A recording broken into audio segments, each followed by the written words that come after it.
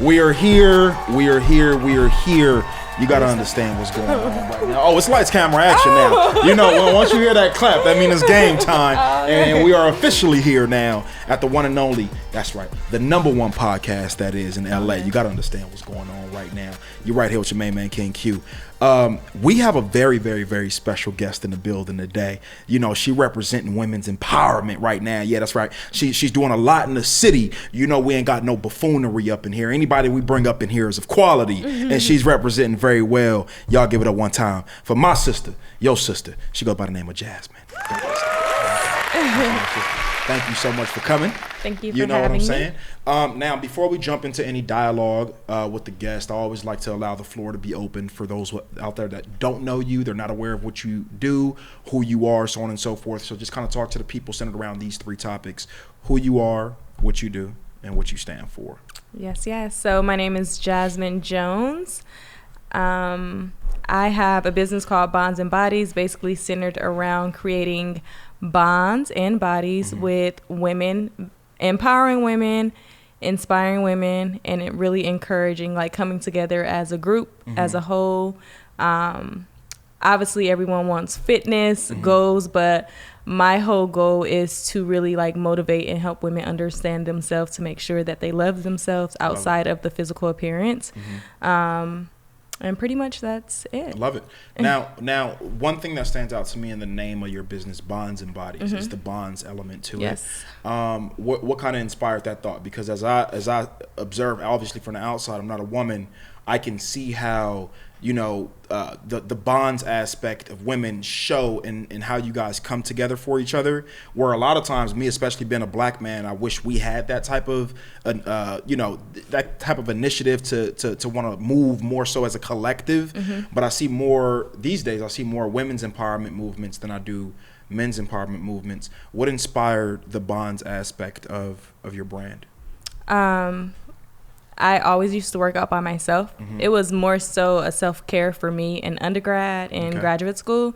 So then when I graduated and I started working around, like, the Herbalife community, a lot of women start reaching out to me. It was something new for me because I always would be kind of like in the shell, sticking to the people like I know and I'm comfortable with. But a lot of women were hitting me up, asking about results, asking me to, like, help them, and what did I do? So I was, like, really in shock. But when they were hitting me up, I noticed that a lot of women didn't have positive women in their lives. A lot of women didn't have people who wanted to be healthy, who they could go to like, encourage them to, like, continue to work out.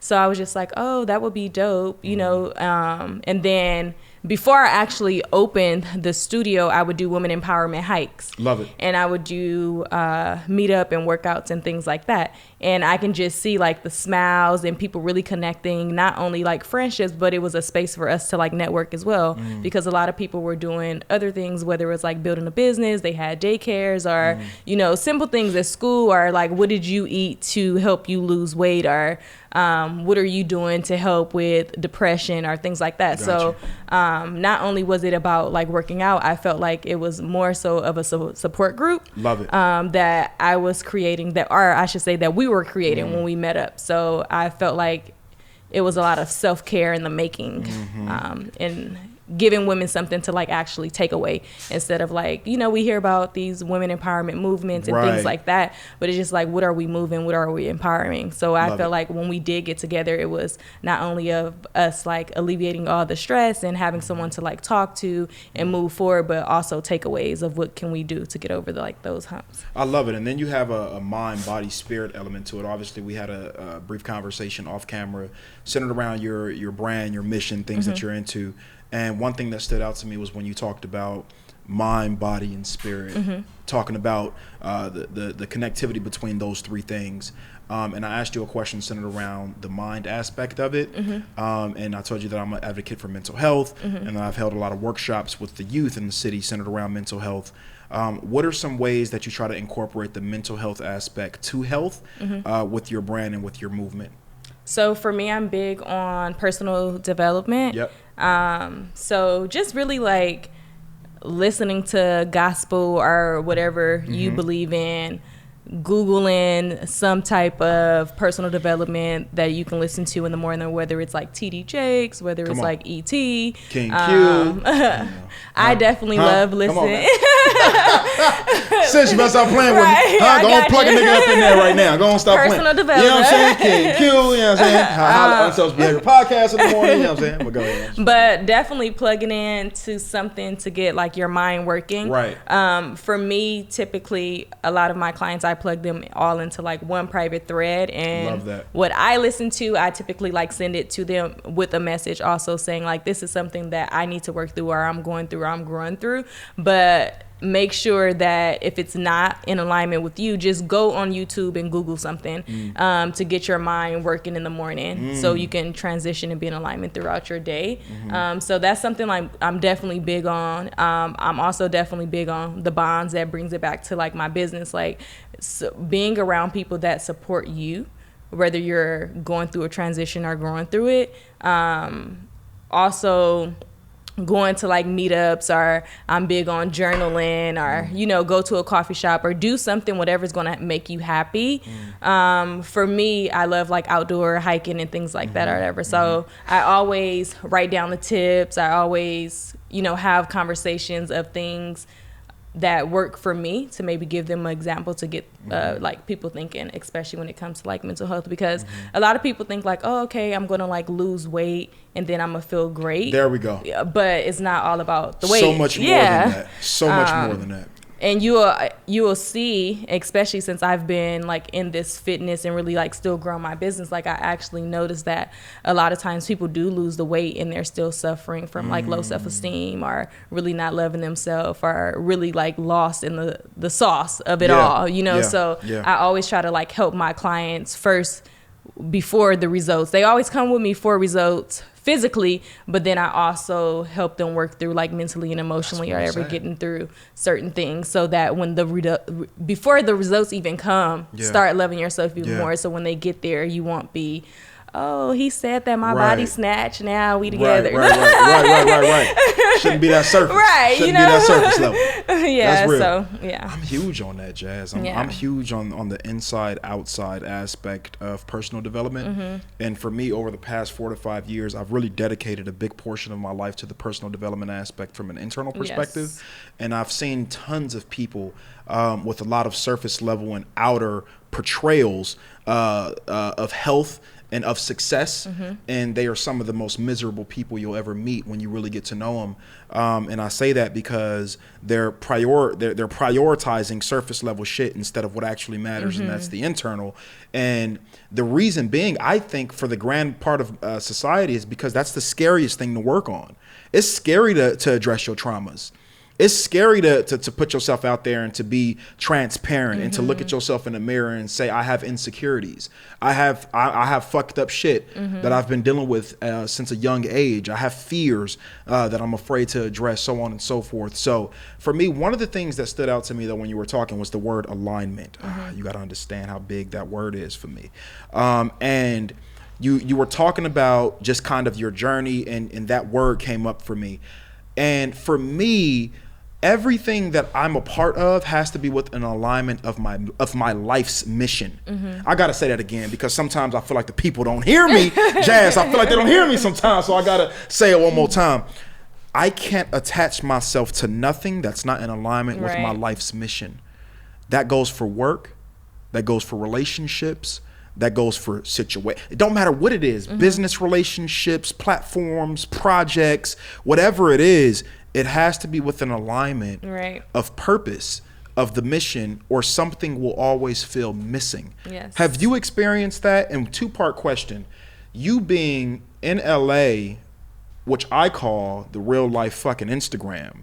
Motherfuckers walking around with filters all day long, acting like they got their shit together. Oh, this that platform where we go there, Jazz. Well. Motherfuckers out here acting like they got their shit together, knowing damn well they don't. But it's so easy to portray an image when we're surrounded by clowns. Yeah. Everybody out here is wearing a mask, so it's very easy not to be noticed for people that are wearing one. And so my question for you is, how do you kind of differentiate the real from the fake in today's society? And then this answer is going to transition us into our next topic. I like how I did that right there. You got to understand what's going on. How do I separate? How you separate the real from the fake? How you know who to have around you, Jas? Honestly, that comes from within. Yeah. Like that goes back to like being in alignment, like speaking into the universe, and me being real with myself and knowing who I am. Yeah. Like, I'm not a fake person. There we go. I know that I love myself. I know who I am as a woman. I know who I am becoming. I know what I want to become. And I know that, like, I'm transitioning into something, phenomenal. Yeah. So that's what I'm going to tend to attract. Now, granted, sometimes I may attract something that's outside of that. But it's easy for me to be like, oh, hold up, wait. Let me figure it out. Is this real or is this fake? Yeah. Do you find that when you attract something that you feel as though you've grown from, or it's like kind of like, what the fuck are you doing here? Like, I'm not even a reflection of you, whatever that may be.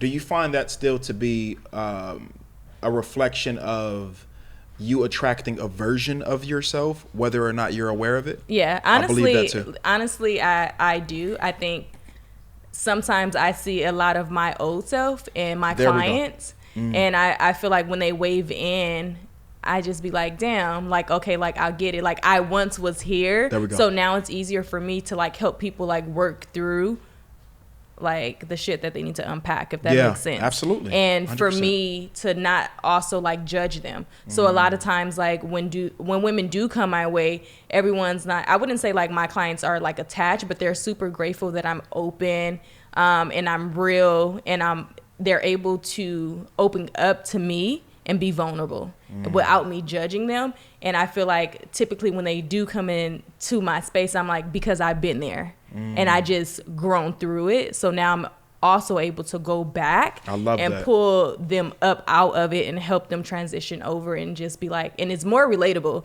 It's more relatable when I've been there and I've done that and I've grown through it, and they actually seen the following, like seeing me grow through it, And it's just like, dang, like, I didn't know you were like going through that, or I didn't know this happened to you as well. But how you're saying like real from fake and like wearing a mask, like even going back on that, like for me, I feel like social media is for a couple of things. For me, is for me to grow my business. So I'm not going to be on social media powerful like crying and doing all these things or whatever. But y'all niggas need to stop crying on Instagram. This shit is getting out of control. Breathing is not meant to have a fucking camera in your face. Oh my God, I'm so sorry. Y'all niggas is out of fucking control out here. But go ahead, Jas. That was just an example for whoever tends to cry on social media. Yeah. That's, I told them niggas to stop. They good.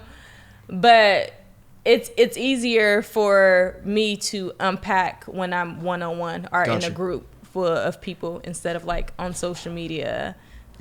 So I think me being more relatable and, transparent with my clients and things like that helps me separate the real from the fake. Right. Because it's like, this is who I am. That's facts. And I think it's okay to say I'm attracting at times a lesser version of myself in order to pour into that version to elevate someone else, right? So what I mean by that is not everyone who comes into your life will be a reflection of your higher self.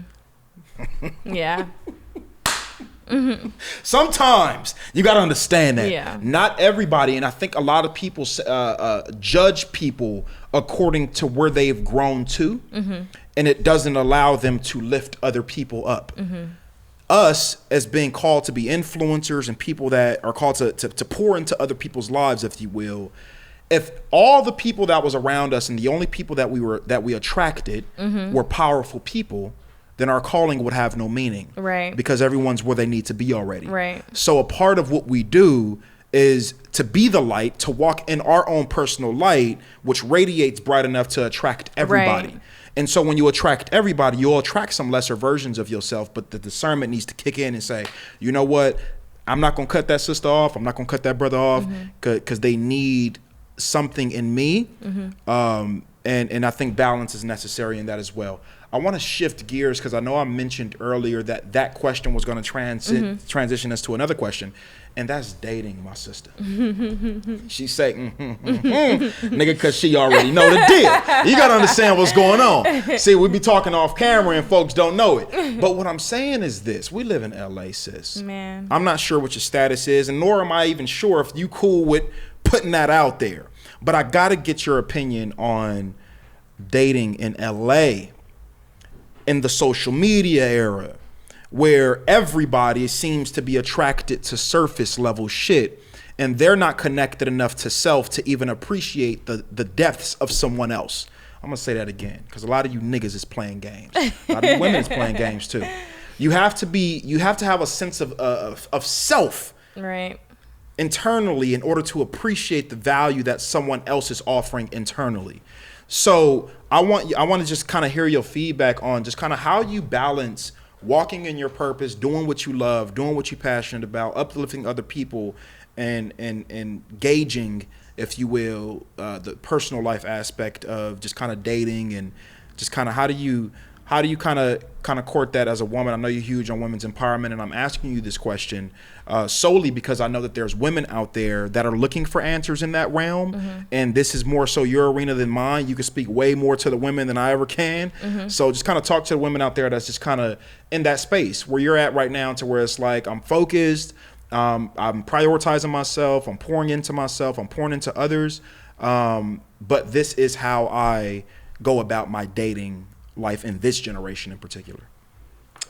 Well, come on now. It's a big bomb, but somebody got to deal with it, huh? Honestly, I'm just really in a space where I know that I'm still growing as a person. I know I'm still growing as an entrepreneur. I know that I still want so much more for my life. So I'm really in a space where I'm not rushing anything. And then it just comes up for me because I'm like really at that age where it's just like, yeah, I want marriage, I want kids, I want a family, but then I also want to be like a millionaire, you know? So right. It's kind of me like finding balance, but not rushing into something or into someone where that person's not going to be supportive. There we go. That person's going to be insecure. I can't build with that person and things like that. So for me, like, yeah, like I'll date every once in a while or every so often or when I feel like it, but I don't get attached. Yeah. So it's easy for me to always put myself first and make sure like my things are done because I don't want to be working hard to be arguing because somebody all in my social media comments because someone said, oh my goodness, like your butt big, you know, or look at your abs, are you sexy, you know, because I have no control over what people go put under my post, and I'm not going to go through and delete everything. Love it. And this is my business, you know, so that's what comes with the business. Exactly. Yeah. So right now I'm just really walking into my purpose and allowing God to guide my footsteps. Love it. To the point where when a man of God comes my way, then it's just like, okay, I'm fully open because I've made a commitment to myself to do everything I need to do to get where I need to be. Yes, ma'am. And then when that person comes, it's an additional thing for me to build. You know, and I'm not like codependent on that person and things like that. So for me, I would say, yeah, like focus on your business.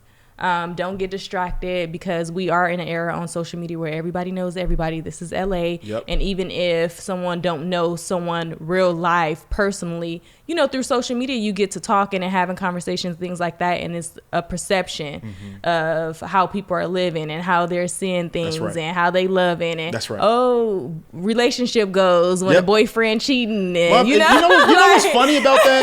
It's like, motherfuckers so quick to put relationship goals under somebody post that they know nothing about.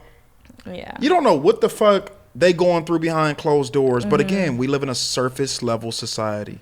Everyone is so drawn. Like, it's niggas out here that will drop down and marry a motherfucker just straight off the strength of the looks. Like, I don't even know nothing about you, girl. I'm in love with you. You the one. I know you it.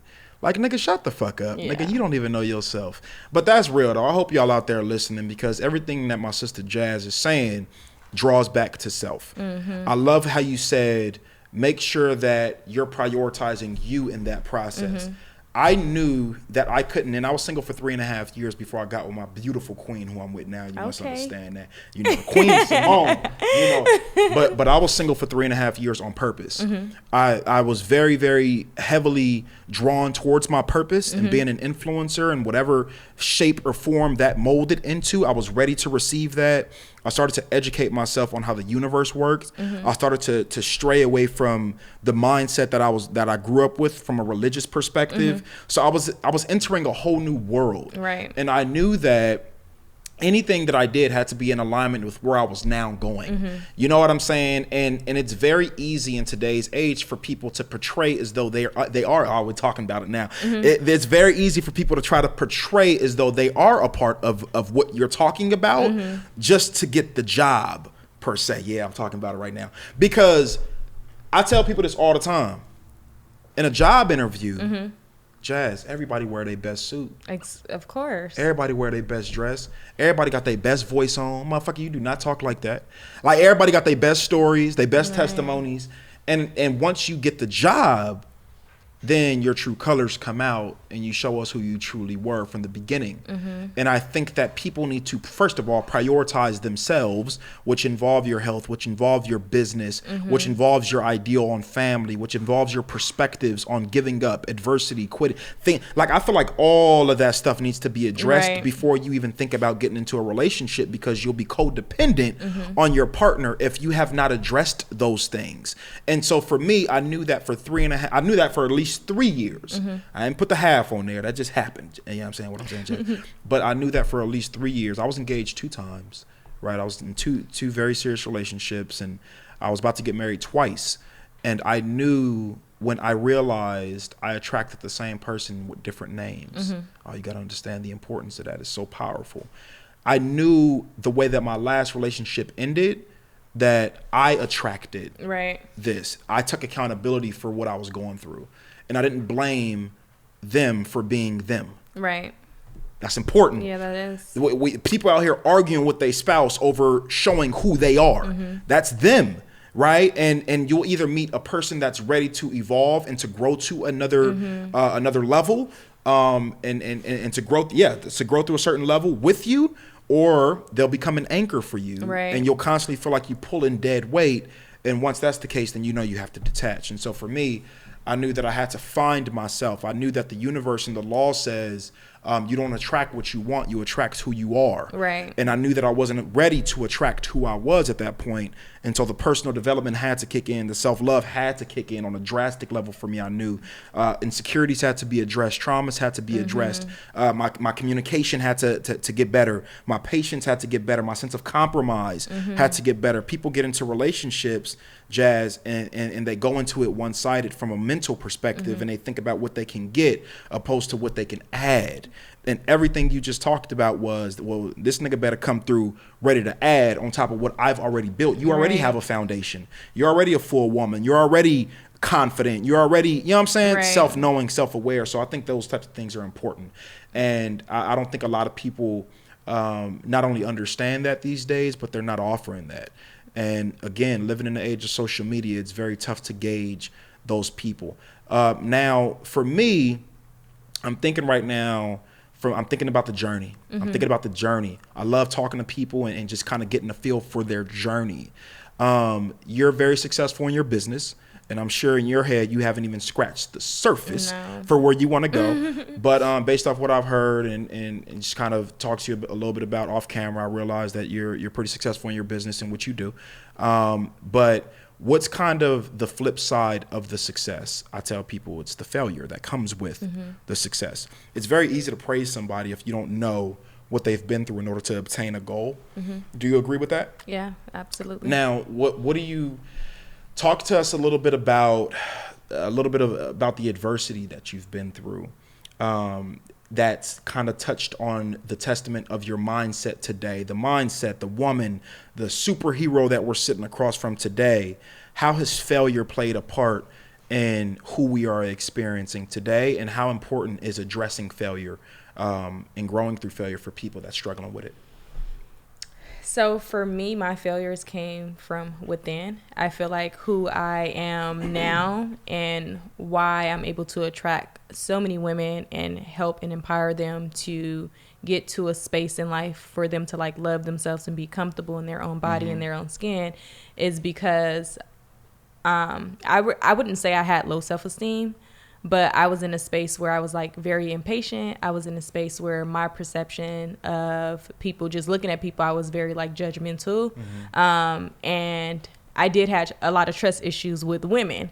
So I feel like everything, like all my testimonials and things that I went through and I failed was things that I had to overcome in my life. And by me overcoming those things in my life, I feel like God led me to my purpose and my passion, and that's why I was able to connect with so many women. Because like I mentioned to you earlier, like I've never in a million years would have thought that I will be friends with so many women from different backgrounds, different ethnicities, and just really me having a relationship and that person where they feel open and comfortable and vulnerable to sit and have conversations with me or ask me whether it's about fitness or whether it's about business or whether it's personal or, you know, whether it's about relationships or whatever. And I think that was something I struggled with for myself, with myself. And when I came to realization that like, girl, you need to work on yourself, you know, like, you know, stop thinking like everyone's against you. Stop thinking all these things that was true. Like people do have perceptions about me. Like, sometimes, you know how it is. People will look at you and assume all type of things, you know? Absolutely. So for me, I would let that take control of my mind and my emotions.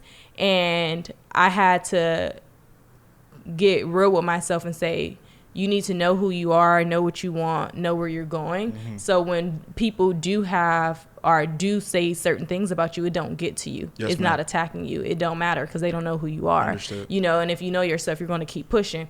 So for me, it was a constant battle with like fighting with really understanding and loving myself and standing my ground. And when I allowed myself to do that, then that's when my business started growing, and that's when I attracted more and more people. So, you know, back to what you were saying of like when you attract the real from the fake, typically I'm attracting people that was how I was. And since I grew through that, I'm able to help them grow through it. I love that. I love that. Something that stood out to me. Oh, man, amazing. Beautiful breakdown, my sister. While I'm talking to people, I listen to people from the perspective of my listeners. And I'm thinking to myself, man, this one right here, full of gems. I hope they listening, and I know they are. But one thing that stood out to me was you spoke about trust. You had a hard time trusting women. Yeah. I have a hard time trusting men.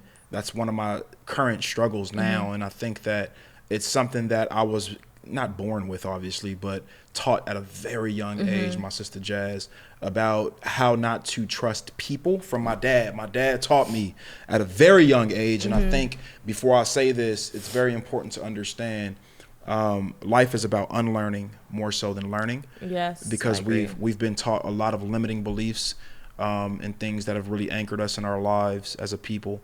Especially being African Americans, I think that there's a lot of similarities in our families in the way that we were raised and the way that our families view situations. And one of the things for me growing up, my dad taught me to never trust people.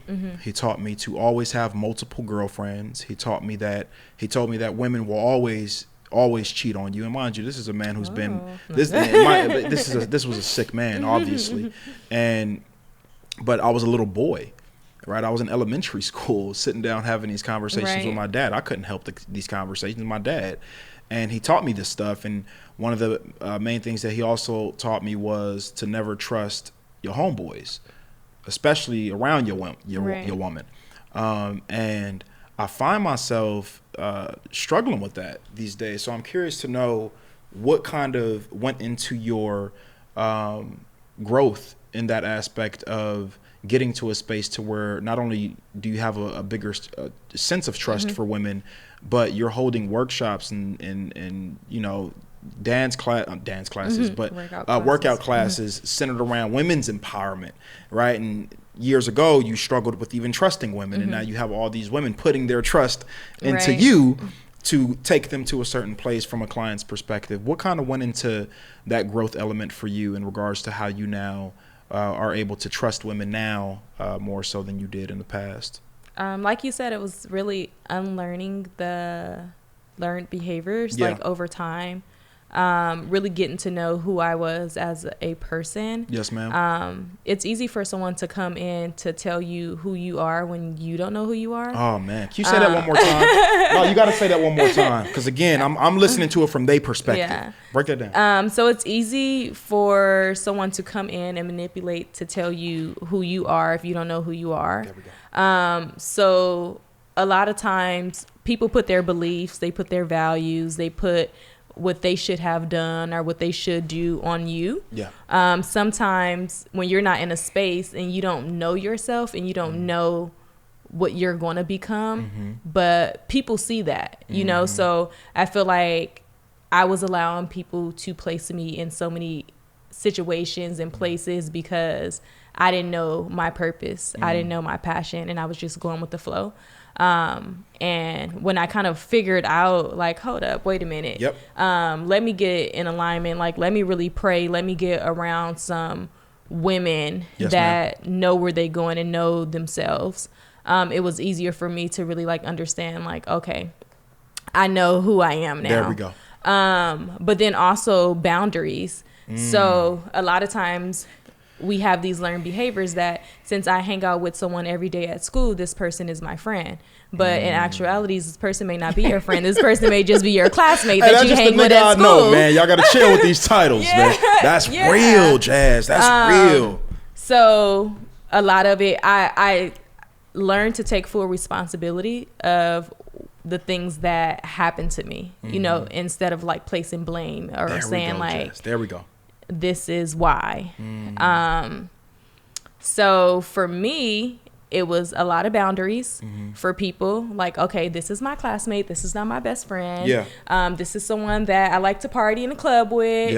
But don't leave this person around my boyfriend. That part. You know, so putting people in different brackets. I like that. That's where I'm at right now with it. So it's that type of situation. Like, you don't have to cut everybody off because everyone is not where you are or where you're going. But, you know, some people are for just certain things, you know, different levels, different positions. You know, I got my friends that I always go to church with. I have close friends that don't never go to church, you know, but that doesn't mean like this person isn't my friend. We just are close friends and we just don't go to church together, you know? So for me, it was really building boundaries instead of walls. If that makes sense. Absolutely. 150%. So before I used to build a lot of walls, and you know, if you wasn't rocking with me how I was rocking with myself, I'd just be like, you know, to the side, cut you off. But it's just like, that's not good. And I think that's why I say I take full responsibility or whatever, because that comes with trust. Like, if I have a friend for a long time, you not rocking with me, and it's just like, now I don't trust you. But in actuality, like, you're not the problem.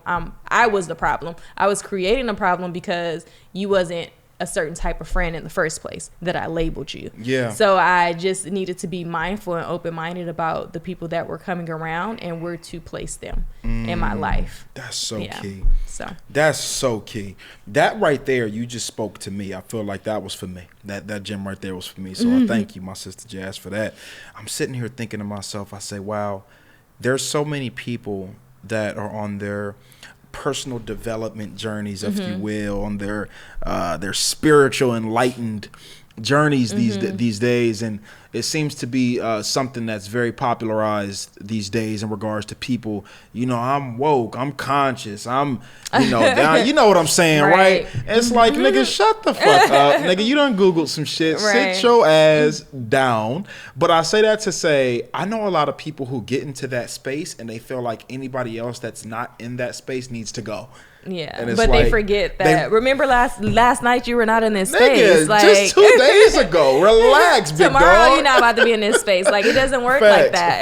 Facts. So for me, that's been something to just kind of look at for me. I'm sitting here thinking about my journey, and when I started to remember, I spoke to you earlier, and I said I went through a period in my journey to where I really started to walk into a new world from a spiritual perspective, from a purpose-driven perspective, from a mission perspective. And I was in that space earlier on, and I think that's a natural thing to experience in the beginning stages when you're not aware of what you just said about your power of being able to bring others or place others in different brackets and creating boundaries. And people are out here operating with zero boundaries, my sister, and blaming the world, blaming circumstances, blaming outside entities for what they're experiencing. And it's like, no, sis, no, bro. You're not creating boundaries. And a lot of people create boundaries, but they're not strong enough. Oh, we got to talk about that. Yeah. Sis, we got to talk about that one. People out here leaving the door cracked when it's supposed to be locked and closed. You know, and for me, I sit there and I look and I say, you know, I was talking to this brother at my job, and he's a gay brother. And he's a gay brother. Keep 100, and he's talking, you know, and I don't discriminate. I'm very comfortable with my sexuality. My brother, what you got? And so he just venting about his relationship, about how dudes is using them and stuff. And I talked to him about boundaries. And I said, it's funny, this dude that you are talking about constantly coming in and out and playing with your emotions, how is he able to do that? If I said, how is he able to do that? And he said, well, when he calls, what do? You pick up. And yesterday, you say you was never going to talk to him again. And so what you're doing is you're leaving a door cracked that's supposed to be closed. You know he's no good, and it's for a lot of people out there in relationships as well. Y'all really need to stop bullshitting with yourselves. You know they're no good. You know they're not in alignment. You know they're toxic. They've shown their full and entire self, but yet you're continuously playing these games with yourself. You playing yourself by not closing and locking a door based off the fear of being lonely. And I tell people this all the time. Just because you're alone don't mean you got to be lonely, you know, and I'm not sure how this transitioned back to the single conversation, but this is just how my mind works. Jas, roll with your brother real quick. But I think it's so important. You know, I think I'm just really touching on the idea of boundaries. Really, that's just what it all draws back down to. Yeah. It's those boundaries. So for me, let's shift gears one more time. Let's talk about the importance of knowing self from a spiritual perspective. You spoke about church just a few minutes ago, and I'm interested in that. I'm interested in just kind of knowing the mindset behind it, and I ask this genuinely, and I think a lot of people ask about people's religious preferences, sexual orientations, or political views in order to judge, but I have this platform in order to truly understand people. I'm in a space, Jas, to where I feel like the answers for me are just, from a spiritual perspective, don't reside under a building or a pastor or a book or a this or a that. And that just kind of came with my drawing to universal law more so, and just understanding that we all have the same power, right? We have the power to manifest through tongue. We have the power to manifest through vision. We have the power to manifest through feel and frequency and so on and so forth. So how do you kind of speak to the spiritual connection you feel, and also how that correlates to your religious beliefs? Does that make sense? Yeah, it makes sense. Kind of, sort of. Yeah, kind of touch on that. And I could word it a different way. That's why, I could word it a few other ways. But if you can just kind of touch on your sense of connectivity spiritually and how that gets fueled or heightened through your religious practices, if you don't mind. So I need to go to church. Yeah, gotcha. Sometimes I go to church like twice a week. Yeah. Not only do I need to go to church, I actually love and enjoy to go to church. Love it. It actually keeps my cup filled. Love it. And set aside from that, like, it's something that I wouldn't say like I'm battling, but kind of like struggling, because it's a lot. Like, you're on social media, I'm off social media, or I'm just out in this LA world, sometimes I still do hang out and like go party and things like that. And then sometimes I have friends that I probably shouldn't be hanging out with. But I feel like I'm really in a space where God is leading and guiding my steps. Love it. I'm in a space where I know that some of the things that I do, like, I need to get rid of out of my life. But how you were saying, like, leaving those doors cracked and open, for me is not like loneliness, whether I'm like dating or whether I'm like hanging out or just burning conversation. But I'm like in the space where, like, prayer is going to have to happen. Me consistently going to church is going to have to happen. Like, me really transitioning my life to a space where it's just like church. Like, oh, the girl that work out and do church. I got you. Love it. But yeah, like, even when it comes to everything that, like, I've grown through and everything, like, I've went through in life, like all my testimonials and things like that, like, honestly, I wouldn't have came out on top, like, if it wasn't God. I love that. You know, even me manifesting things. Yeah, I speak to the universe. The power of the tongue is, like, very, very important, you know. So absolutely. Like, I will encourage anybody to, like, watch what you say, whether it's absolutely. You know, positive end or negative, because, you know, things do happen. It may not happen overnight or a couple of months, but a year down the line, you'll remember like, oh damn, I said that I'm gonna be homeless. I did say and that. Now you homeless, you know, like things like that is real. So for me, I do manifest a lot of things, and majority of the things that I manifest, like 90% has, like, came true, like, over the years. Love it. But I do stay prayed up. So not only do, you know, I speak things, my faith is, like, very high. Love it. And sometimes, like, I do wake up 5:30 in the morning, 5 o'clock in the morning, and just really on my knees, like, prayer and things like that, because it's a struggle dealing with humans. Absolutely. I say it all the time, man. Shit. These motherfucking humans. My queen hear me all the time. All the time. These goddamn humans, man. Damn. Yeah. It's like a consistent struggle sometimes, like, dealing with people. And I have to keep myself in line and in check. Yes, ma'am. Because, you know, like, you can lose it. And then it actually helps me not, like, me praying, me going to church, me speaking things into the universe, it keeps me in a line with not being judgmental with people. I love that. Absolutely. Like, honestly, I can agree with that 100%. Because, you know, people blowing the horn, all type of things in the morning, and, you know, I ain't got nowhere to be but to the gym, you know, or wherever I'm going. But just really being in that space, the old me would have been probably, you know, sometimes I do hunk and throwing water bottles at niggas. That motherfucking Jazz over there. Motherfucker just threw a candle at a nigga. Yeah, that is Jazz over there wilding in traffic. But I just be like, God, you know, let them make it to their destination safe, and, you know, they probably late to work. That's right. And I'm going to the gym and I'm about to get into an argument with them, you know, so it's just like, you know, whatever. Compassion. Yeah. Compassion. You say something and you touch on something that's so pivotal for people. This is a huge part of my message, Jazz. It's for people to do what you feel drawn to do. I am nobody, and I absolutely mean nobody, to judge someone else's spiritual, political, sexual preference on how they want to live their lives.